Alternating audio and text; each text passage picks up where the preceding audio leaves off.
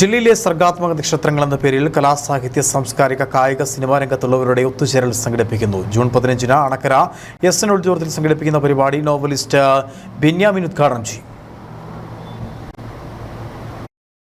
ജില്ലയിലെ വിവിധ മേഖലകളിൽ മികവ് തെളിയിച്ചവരുടെ സംഗമം ജില്ലയിലെ സർഗാത്മക നക്ഷത്രങ്ങൾ എന്ന പേരിൽ ഈ മാസം 15 ഉച്ചകഴിഞ്ഞ് 2 മണിക്ക് അണക്കര എസ്.എൻ. ഓഡിറ്റോറിയത്തിൽ വെച്ചാണ് നടക്കുന്നത്.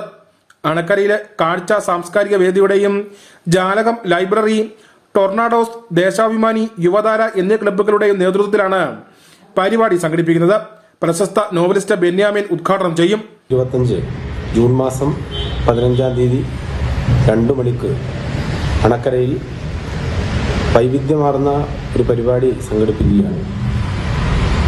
കാഴ്ച സാംസ്കാരിക വേദിയും ജാലകം ലൈബ്രറിയും ടൊർണാഡോസ് ക്ലബ്ബും ദേശാഭിമാനി റിക്രിയേഷൻ ക്ലബ്ബും യുവതാര യൂത്ത് ക്ലബിൻ്റെയും സംയുക്ത ആഭിമുഖ്യത്തിൽ നമ്മുടെ ജില്ലക്കകത്തെ എഴുത്തുകാർ, കലാ സാംസ്കാരിക രംഗത്തുള്ളവർ, കായിക രംഗത്തുള്ളവർ, സിനിമാ മേഖലയിലുള്ളവർ, ഒപ്പം വൈവിധ്യ മേഖലയിൽ ജില്ലാ പഞ്ചായത്ത് പ്രസിഡന്റ് രാനിച്ചൻ നീറാണകുന്നേൽ, ജില്ലാ ആസൂത്രണ സമിതി ഉപാധ്യക്ഷൻ CV വർഗീസ്, മാധ്യമപ്രവർത്തകൻ TM Harshan, Dronacharya KP Thomas എന്നിവർ സംസാരിക്കും.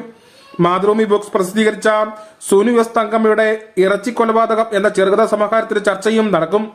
വാർത്താ സമ്മേളനത്തിൽ S. Sudheesh, Babu, Surabhi, Jayan Kuzhikkattu, PK Ramachandran, Merina John എന്നിവർ പങ്കെടുത്തു. News bureau, Kattappana.